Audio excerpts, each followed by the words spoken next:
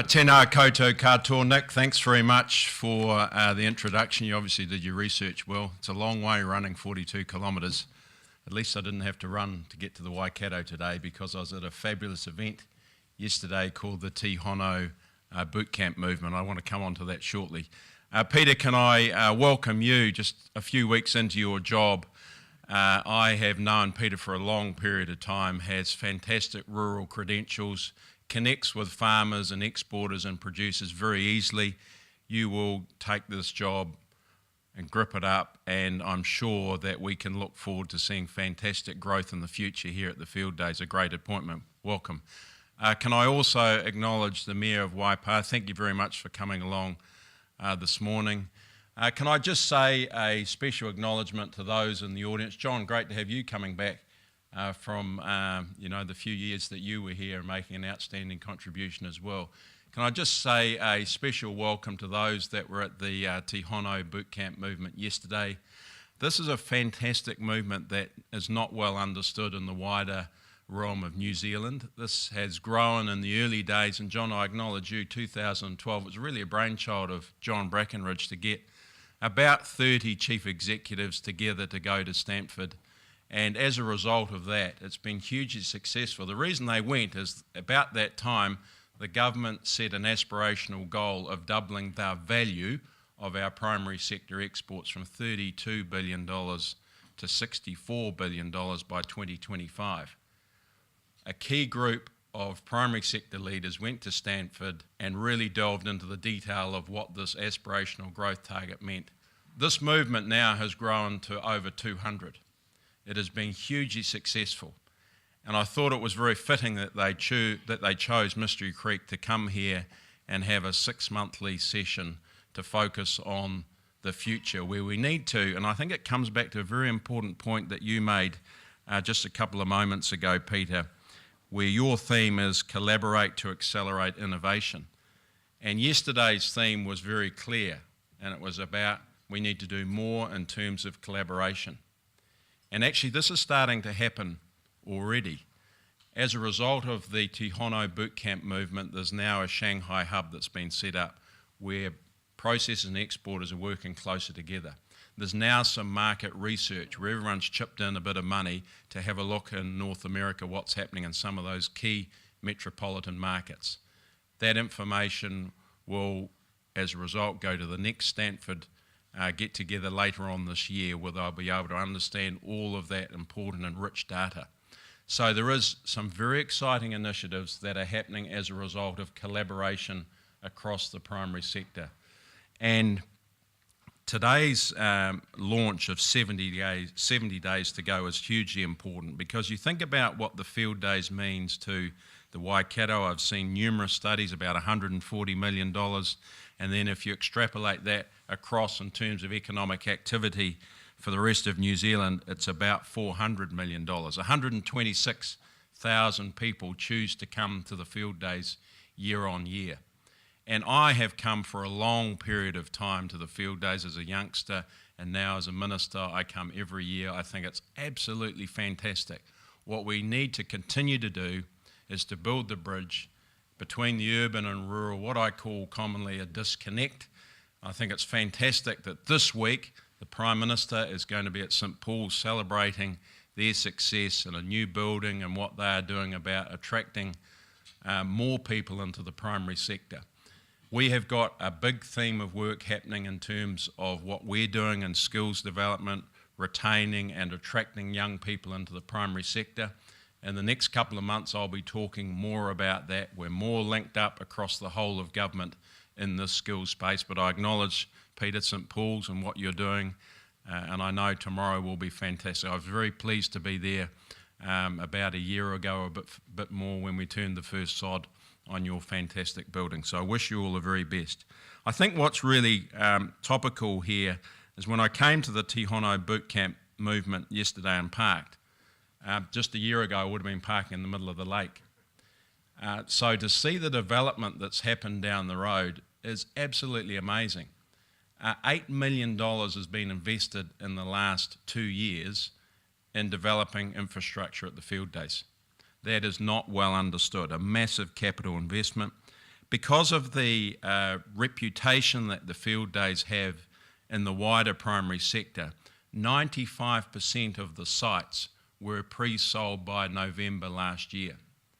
So while we're experiencing some period of volatility in the dairy industry, the conclusion that I made from those stats was actually exhibitors are realising that we're into the primary sector for a long term. And just on the important note that I want to make about dairying, because it is quite topical, GDT, woke up at 5:30 this morning, flicked onto the GDT results, 2.1% up. I went, whoa, high five myself.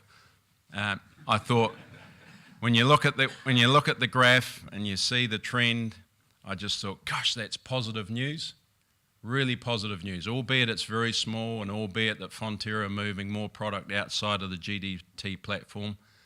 The positivity that will resonate through to our farming community right now, we shouldn't underestimate that. Yesterday I was out talking to about 100 farmers at Morrinsville. And the reason I went out there, and we had a wonderful forum with Dairy NZ, Rural Support Trust, Dairy Women's Network, Federated Farmers and the Bankers Association. We produced a brochure yesterday called Readying the Dairy Sector for Future Growth, Combining Efforts to Support Farmers. This has captured all of the moving parts of the support that is available for our dairy farmers right now. In my view, what's happened in the last few weeks, and I got the feeling yesterday at Morrinsville talking to these 100 farms, in the last couple of weeks they've been staring in at their navel. Actually, I just think in the last week they've actually looked up a bit and thought, right, we need to actually make some changes inside the farm gate. And by and large they have been making incremental changes, but some would say perhaps not fast enough. So what I kicked off yesterday was $175,000 in terms of a farm systems change. We've gone out to a third-party provider. We're just waiting for that to be confirmed who that is. Then they will come in and have a look at some detail about why is it that we've got some farmers that their cost structure is $3.50 a kilo of milk solids. So we need to understand, the possibilities of actually showcasing more of these farms. So this piece of work will take between 9 to 12 months for it to be concluded. We will run numerous workshops and field days where farmers can come along and understand how these key farms are so profitable at low cost structures. What this document also talks about is the government is backing the primary sector, in particular dairying, with transforming the dairy value chain, which is a $170 million initiative. We've just had mozzarella, the Clandyboy plant's just opened recently. Used to take 2 months for mozzarella cheese to be processed.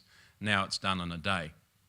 Also, it talks about a huge amount of support that's available to our dairy farmers through Rural Support Trusts, training the rural professionals, clinicians that are making sure that we're doing all that we can so that farmers know who to turn to, because it is very tough on farm right now. But we've seen this before. In 2002 to 2006, when I was actively managing the dairy farm at Levin, we had prices of $4.20 average over that period of time. Of course, your cost structures were a lot less, so things are a little bit different right now. But my fundamental belief, and it's shared by Fonterra, and it's shared by the Bankers Association yesterday, and it's shared by Michael Sparns, the chair of Dairy NZ, that the medium to long-term outlook for the dairy industry is very strong. We're doing what we can as a government to support more free market access. The Trans-Pacific Partnership, hugely important for us as an exporting nation. 800 million consumers. We've been trying for 25, if not 30 years to get free market access into the US and Japan. Finally, we get that. Yes, we never get completely what we want with dairying, but dairying is actually the biggest beneficiary of the Trans-Pacific Partnership, $102 million of tariff savings. 800 million consumers, 2.7 billion by 2030. In fact, when they looked at all of the officials and they did the analysis on the China FTA, they expected it to be something similar. Two-way trade with China is now 20 billion. So they underestimated the benefits of the China FTA. In my view, they've underestimated the benefits of the Trans-Pacific Partnership. What's also topical is, of course, the NZ EU FTA, and we're in the early stages of getting ready to kickstart some negotiations. I'm heading off this afternoon up to Europe. I'm going to be attending an OECD ministerial meeting. We get together not that often, but every 6 years. The conference that I'll be talking to, their theme is about productive, sustainable and resilient global food systems. So key ministers coming in from around the world. It'll be a fantastic opportunity for me to understand the situation currently that's at play with the European Union farmers producing more milk and get a bit of a stock take on that. It'll be an opportunity for us to showcase how we perform profitably without subsidies. So the European Union currently, we export $2 billion of meat and wool products up there a year. There's opportunities for us to remove those tariffs. It's a sizable market and we need to be in there engaging hard. That's the next cab off the rank. So in summary, ladies and gentlemen, I wish you well for the next 70 days. I'll be back here 70 days celebrating with you, I'm sure, another successful Field Days. Thanks for the opportunity to address you today. John, I acknowledge you again, the Tihono boot camp movement going really well. We've got to get out there and continue to showcase all of the important work that's done there. I wish you all the very best. Thank you.